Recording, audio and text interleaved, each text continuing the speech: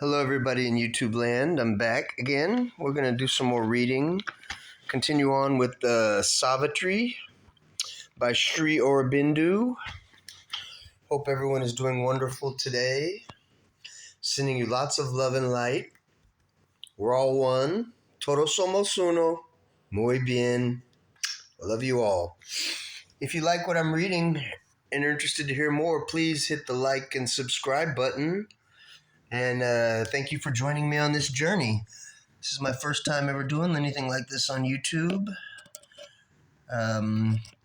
It's a great poem, beautiful book. So thank you for joining me. Let's continue. Canto 5.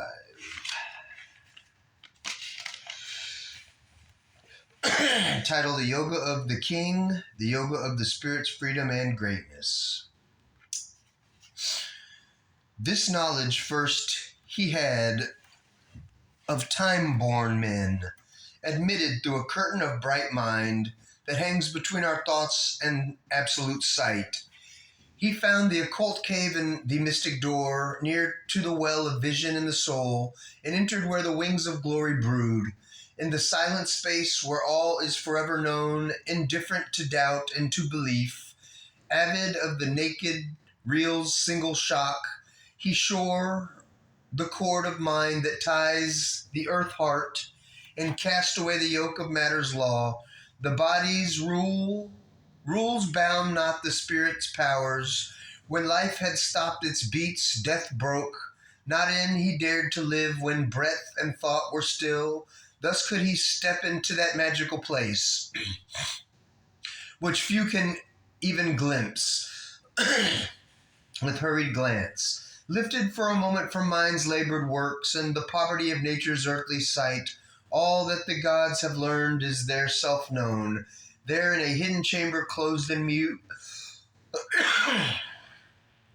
and kept the record graphs of the cosmic scribe, and there the tables of the sacred law. There is the book of beginnings, index page, the text and glossary of Vedic truth are there, the rhythms and the meters of the stars, significant to the movements of our fate, the symbol powers of number and of form, and the secret code of history of the world, the nature's correspondence with the soul, and written in the mystic heart of life.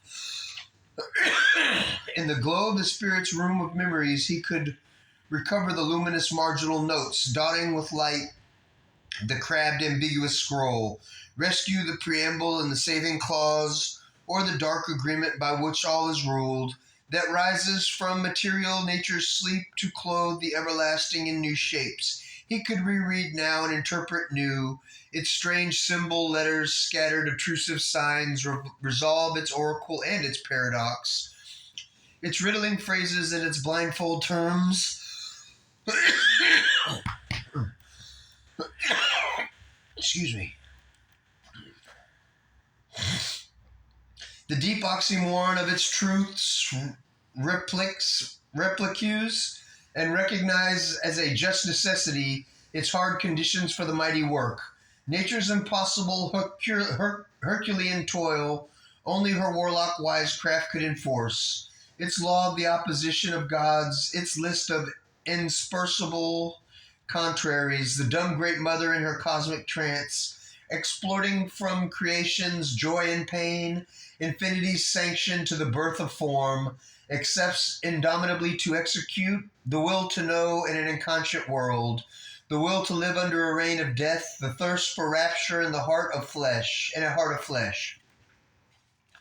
and works out through the appearance of a soul by a miraculous birth in psalm and gas. The mystery of God's covenant with the night once more was heard in the still cosmic mind, the Eternal's promise to his laboring force, inducing the world passion to begin, the cry of birth into mortality, and the opening verse of the tragedy of time.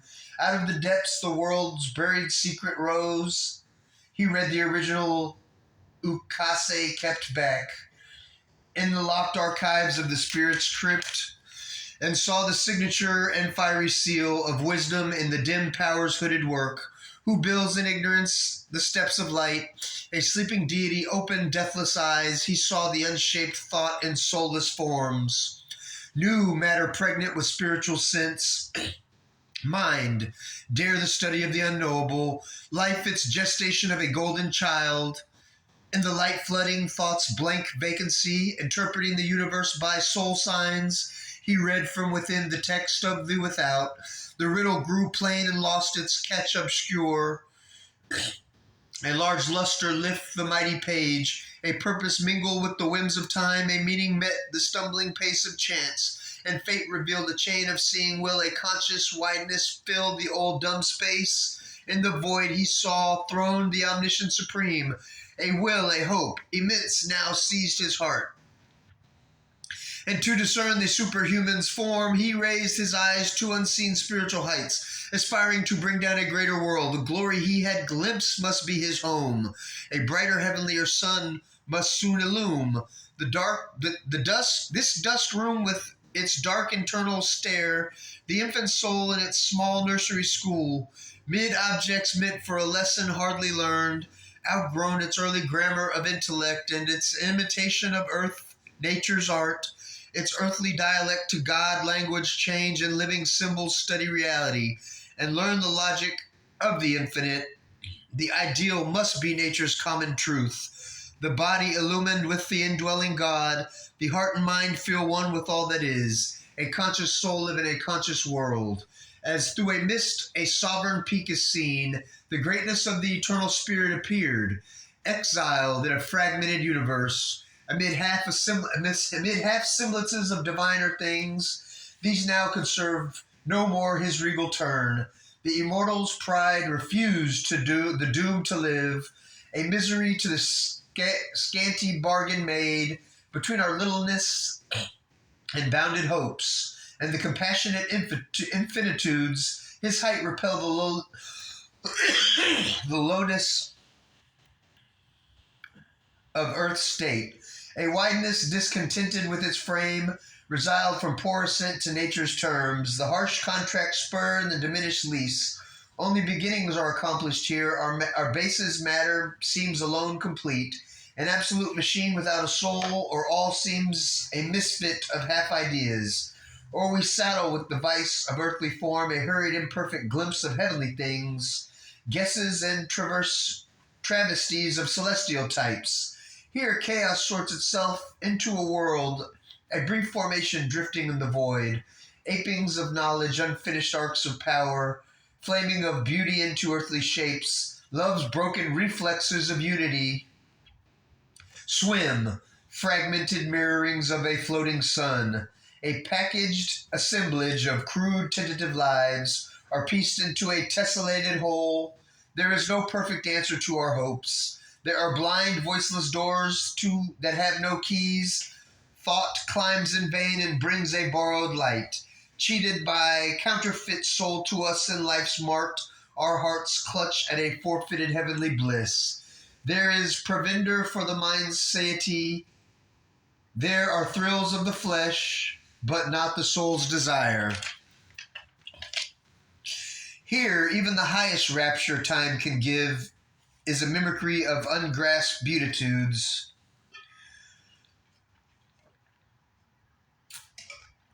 A mutilated state of ecstasies.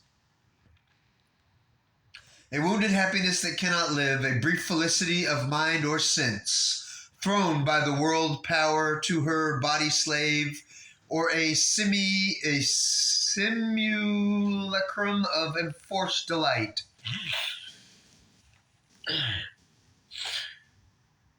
In the seraglios of ignorance, for all we have acquired soon loses worth.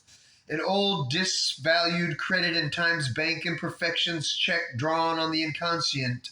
An inconsequence dogs every effort made, and chaos waits on every cosmos formed. In each success a seed of failure lurks. He saw the doubtfulness of all things here, the incertitude of man's proud, confident thought, a transience of the achievements of his force, a thinking being in an unthinking world, an island in the seas of the unknown. He is a smallness trying to be great, an animal with some instincts of a god. His life a story too common to be told, his deeds a number summing up to naught, his consciousness a torch lit to be quenched, his hope a star above a cradle and grave, and yet a greater destiny may be his, for the eternal spirit is his truth. He can recreate himself and all around, and fashion new the world in which he lives. He, ignorant, is the knower beyond time. He is the self above nature, above fate. His soul retired from all that he had done. Hushed was the futile din of human toil. Forsaken wheeled the circle of the days. In distance sank the crowded tramp of life. The silence was his sole companion left. Impassive he lived immune from earthly hopes, a figure of the ineffable witness's shrine, pacing the vast cathedral of his thoughts under its arches dim with infinity, a heavenward brooding of invisible wings. A call was on for him from intangible heights. Indifferent to the little outpost mind, he dwelt in the wideness of the Eternal's reign. His being now exceeded thinkable space. His boundless thoughts was neighbor to cosmic sight. A universal light was in his eyes. A golden influx flowed through the heart and brain. A force came down into his mortal limbs, a current from eternal seas of bliss. He felt the invasion and the nameless joy. Aware of his occult omnipotent source, allured by the omniscient ecstasy, a living center of the illimitable, widened to equate with the world's circumference, he turned to his immense spiritual fate, abandoned on a canvas of torn air, a picture lost in a far and fading streaks. The earth's nature summit sank below his feet. He climbed to meet the infinite. More above, the immobile's ocean silence saw him pass. An arrow leaping through eternity suddenly shot from the tense bow of time, a ray returning to its parent sun, an opponent of that glory of escape. The black inconscient swung its dragon tail, lashing a slumberous infinite by its force. Into the deep obscurities of form, death lay beneath him like a gate of sleep. One pointed to the immaculate delight, questing for God as for a splendid prey. He mounted, burning like a cone of fire. To a few is given that godlike rare release. One among many thousands never touched, engrossed in the external world's design, is chosen by a secret witness eye and driven by a pointing hand of light across his soul's unmapped immensitudes. A pilgrim of the everlasting truth, our measures cannot hold his measureless mind. He has turned from the voices of the narrow realm and left the little lane of human time. In the hushed precincts of a vaster plane, he treads the vestibules of the unseen, or listens following a bodiless guide to a lone cry in a boundless vacancy, all the deep cosmic murmur falling still. He lives in a hush before the world was born, his soul left naked to a timeless one, far from compulsion of created things. Thought and its shadowy idols disappear. The moles of form and person are undone. The ineffable wideness knows him for its own, a lone forerunner of the Godward earth. Among the symbols of yet unshaped things, watched by closed eyes, mute faces of the unborn, he journeys to meet the incommunicable, hearing the echo of his single steps in the eternal courts of solitude. A nameless marvel fills the motionless hours. His spirit mingles with eternity's heart and bears the silence of the infinite. In a divine retreat from mortal thought, in a prodigious gesture of soul sight, his being towered into pathless heights, naked of its vesture of humanity.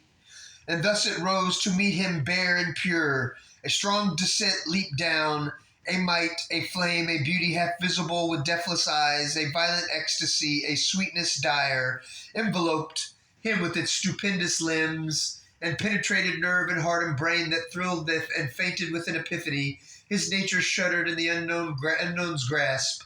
In a moment shorter than death, longer than time, by a power more ruthless than love, happier than heaven, taken sovereignly into eternal realms, hauled and coerced by a stark absolute bliss. In a whirlwind circuit of delight and force, hurried into unimaginable depths. Upborne into immeasurable heights, it was torn out from his mortality and underwent a new and bornless change, an omniscient knowing without sight or thought, an indecipherable omnipotence, a mystic form that could contain the worlds, yet make one human breast its passionate shrine, drew him out of his seeking loneliness into the magnitudes of God's embrace, as when a timeless eye annuls the hours, abolishing the agent and the act. So now his spirit shone out wide, blank, pure, on which the universal and soul could write. Soul, S-O-L-E. All that represses our fallen consciousness was taken from him like a forgotten load, a fire that seemed the body of a god, consumed the limiting figures of the past, and made large room for a new self to live. Eternity's contact broke the molds of sense. A greater force than the earthly held his limbs. Huge workings barred his undiscovered sheaths. Strange energies wrought and screened tremendous hands, unwound the triple cord of mind, and freed the heavenly wideness of a Godhead's gaze, as through a dress the wearer's shape is seen, then reached through forms to the hidden absolute, a cosmic feeling and transcendent sight, increased the heightened, where the instrument's illusion lost her aggrandizing lens. As from her failing hand the measures fell, atomic looked the things that loomed so large the little ego's ring could join no more. In the enormous spaces of the self, the body now seemed only a wandering shell. His mind, the many-frescoed outer court of an imperishable inhabitant. His spirit breathed a superhuman air. The imprisoned deity rent its magic fence as with a sound of thunder and of seas. Vast barriers crashed around the huge escape, immutably coeval with the world.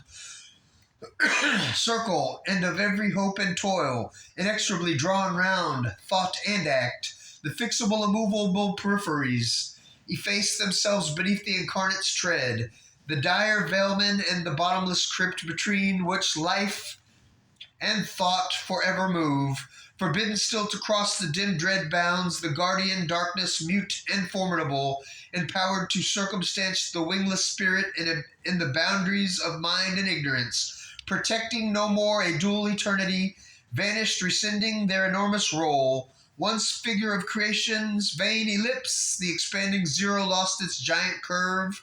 The old adamantine vetoes stood no more. Overpowered were earth and nature's obsolete rule. The python coils of the restricting law could not restrain the swift arisen God. Abolished were the strips of destiny, there was no small death-hunted creature more, no fragile form of being to preserve. From an all-swallowing immensity, the great hammer beats of a pent-up world heart burst open the narrow dams that keep us safe. Against the forces of the universe, the soul and cosmos faced as equal powers. A boundless being in a measureless time invaded nature with the infinite. He saw unpathed, unwalled his titan scope. All was uncovered to his sealless eye. All was uncovered to his sealless eye. That's the third eye.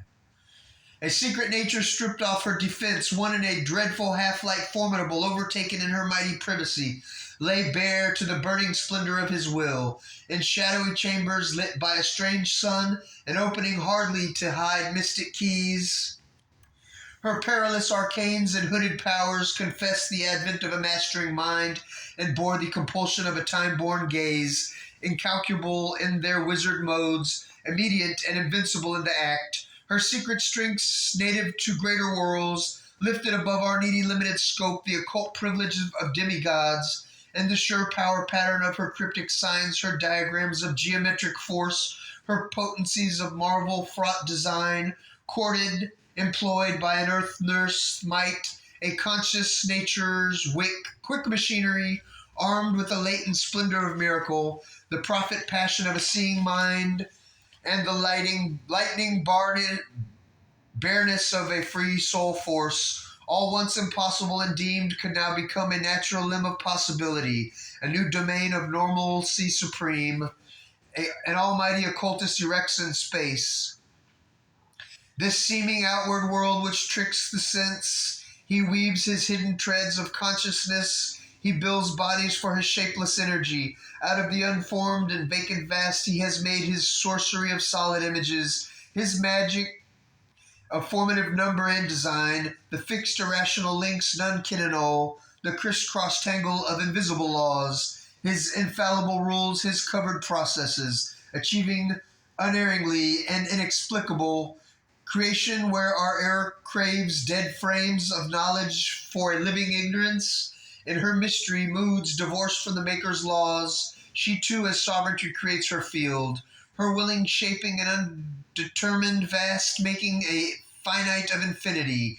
She too can make an order of her caprice, as if her rash superb wagered to outvie the veiled creator's cosmic secrecies. The rapid footsteps of her fantasy, amid whose falls wonders like flowers rise, are surer than reason, defter than device, and swifter than imagination's wings. All she new fashions by the thought and word, compels all substance by her wand of mind. Mind is a mediator divinity. Its powers can undo all nature's work. Mind can suspend or change earth's concrete law, a franchise from earth's habit's drowsy seal. The leaden grip of matter it can break. Indifferent to the angry stare of death, it can immortalize in a moment's work a simple fiat of its linking force. The casual pressure of its slight ascent can liberate the energy dumb and pent. Within its chambers of mysterious trance, it makes the body sleep a puissant arm, holds still the breath, the beating of the heart, while the unseen is found and the impossible done, communicates without means the unspoken thought, it moves events by its bare silent will, acts at a distance without hands or feet. This giant ignorance, this dwarfish life, it can illumine with a prophet's sight, invoke the Bacchic rapture, the Furies goad, and our body arouse the demon or the god, call in the omniscient and omnipotent, awaken a forgotten almightiness within, in its own plane a shining emperor. Even in this rigid realm, mind can be king, the logic of its demigod idea, in the leap of a transitional moment brings surprise of creation never achieved. Even by matter's strange unconscious skill, all's miracle here and can by miracle change. This is that secret nature's edge of might. On the margin of great immaterial planes, and kingdoms of an untrammeled glory of force, where mind is master of life and form, and soul fulfills its thoughts by its own power, she meditates upon mighty words and looks on the unseen links that join the parted spheres. Thence to the initiate who observes her laws, she brings the light of her mysterious realms. Here where he stands, his feet on a prostrate world, his mind no more cast into matter's mold.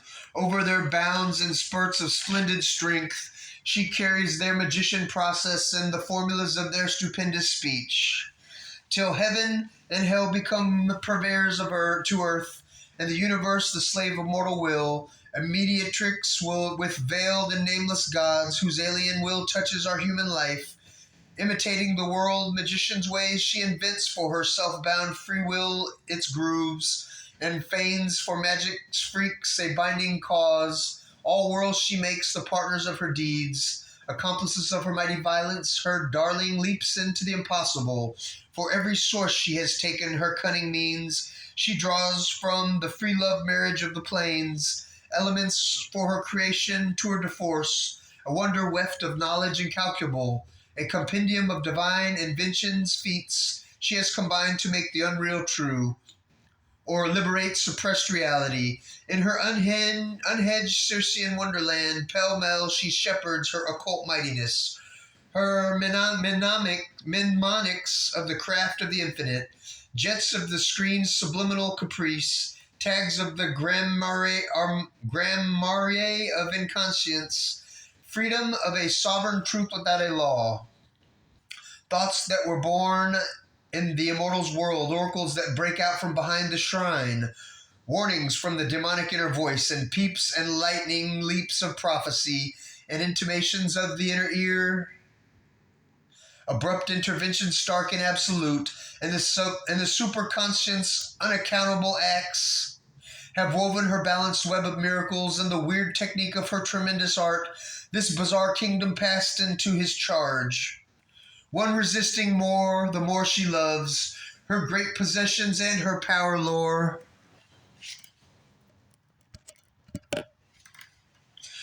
She gave, compelled with a reluctant joy, herself she gave for rapture and for use, absolved for abbreviations in deep ways. The end she recovered from what she was made, she turned against the evil she had helped.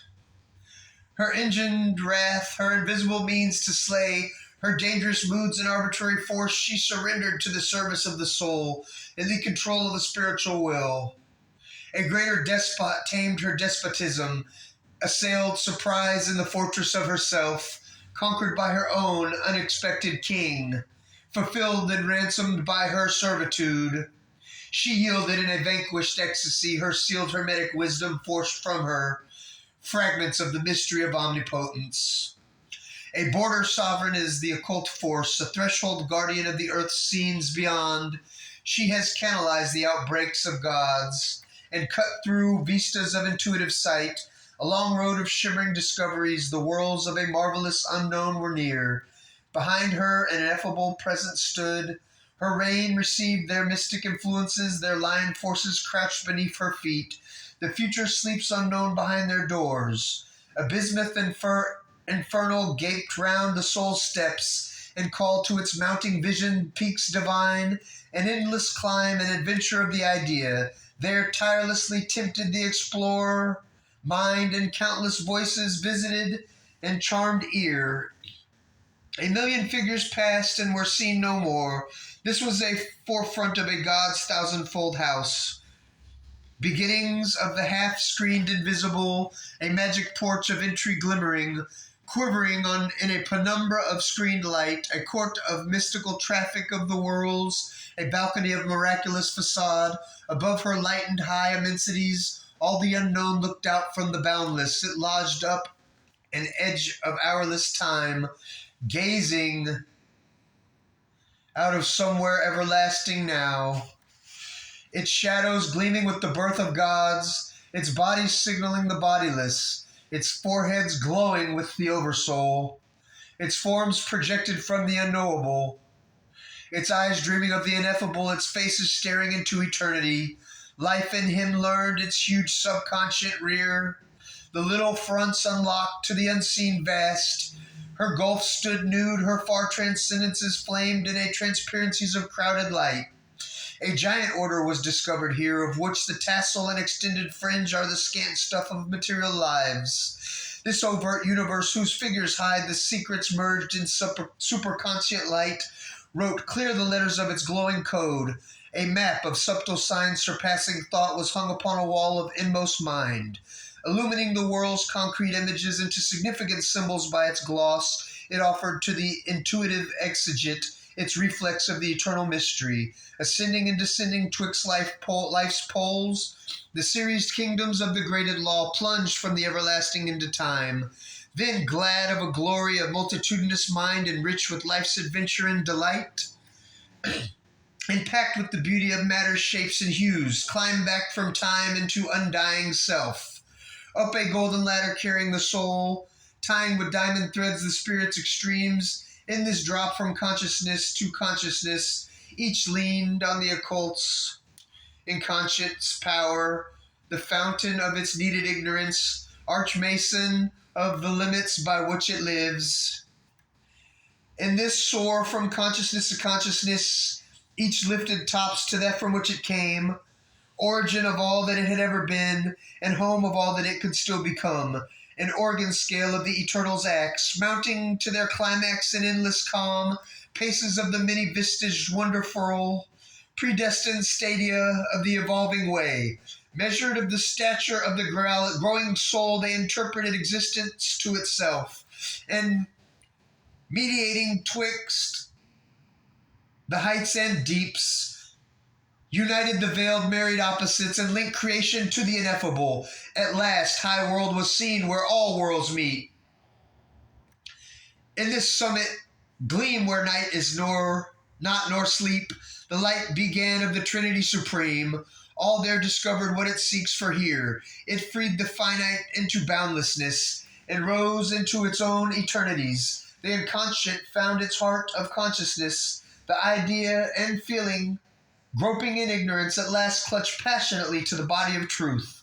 The music born in matter's silences, plucked nude out of the ineffable's fathomlessness, the meaning it had held but could not voice, the perfect rhythm now only sometimes dreamed, an answer brought to the torn earth's hungry need, rending the night that had concealed the unknown, giving to her lost forgotten soul, a grand solution closed the long impasse, in which the heights of mortal effort end, their reconciling wisdom looked on life.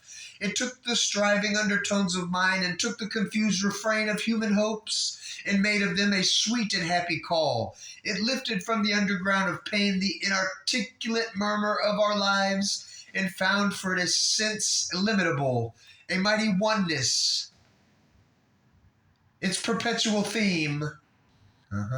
Gusty knows what I'm talking about. Todos somos uno, all one.